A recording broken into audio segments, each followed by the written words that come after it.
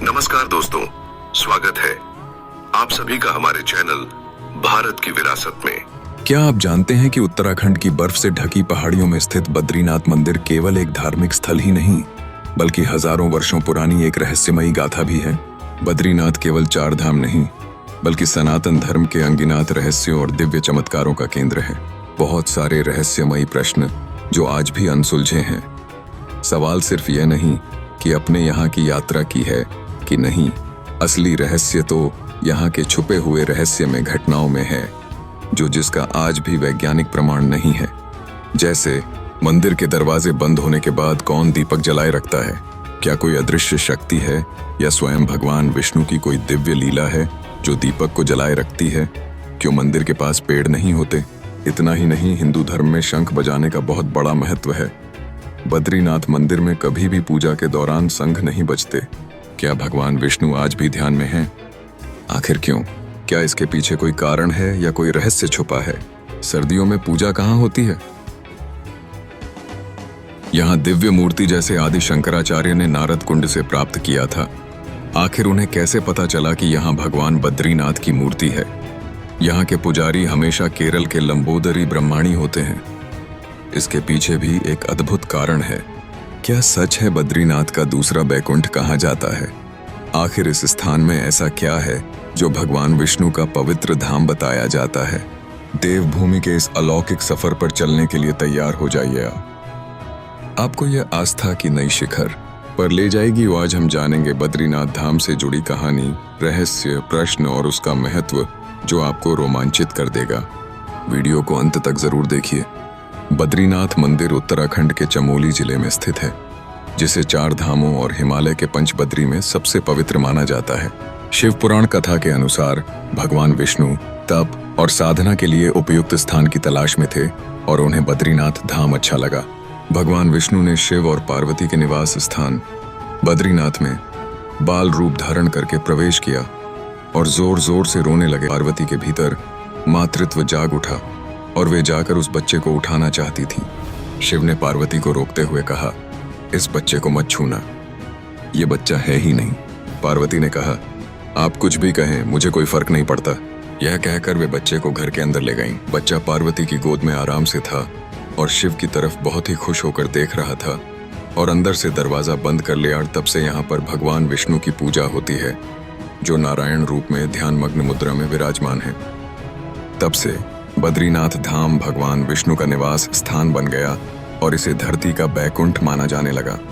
इससे शिव और पार्वती को वहां से जाना पड़ा और भगवान शिव ने ज्योतिर्लिंग के रूप में केदारनाथ में वास किया। मान्यता है कि आदि शंकराचार्य ने 7वीं शताब्दी में इस मंदिर की पुनर्स्थापना की थी। कहा जाता है कि हजारों साल पहले नर नारायण ऋषि, जो भगवान विष्णु के ही अवतार थे, यहीं तपस्या करते थे। बद्रीनाथ मंदिर हर साल केवल 6 महीने अप्रैल से नवंबर ही खुलता है।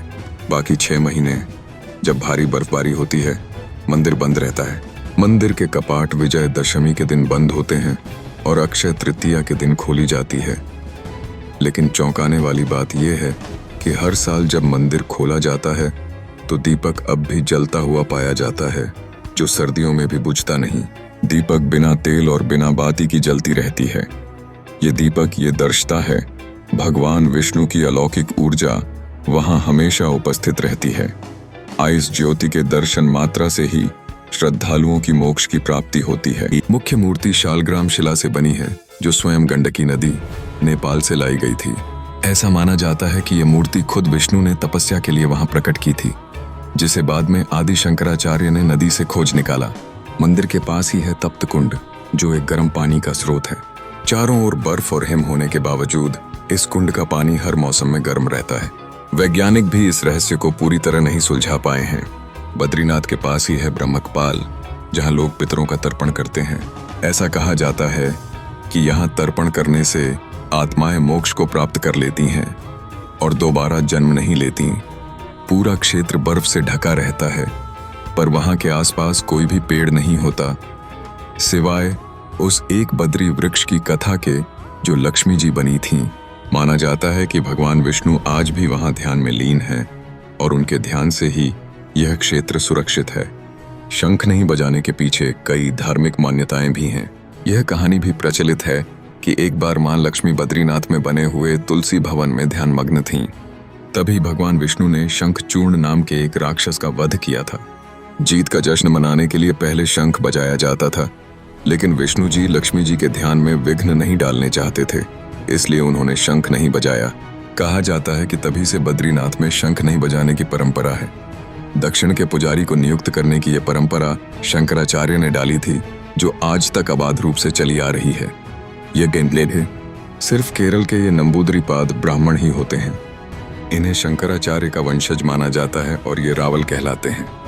जब बद्रीनाथ धाम बंद होता है तो भगवान की प्रतिमा को जोशीमठ में लाया जाता है और वहीं पूजा होती है। बद्रीनाथ न केवल एक तीर्थ है, बल्कि यह भारत की आध्यात्मिक गहराई और रहस्यमयी शक्ति का साक्षात प्रतीक है।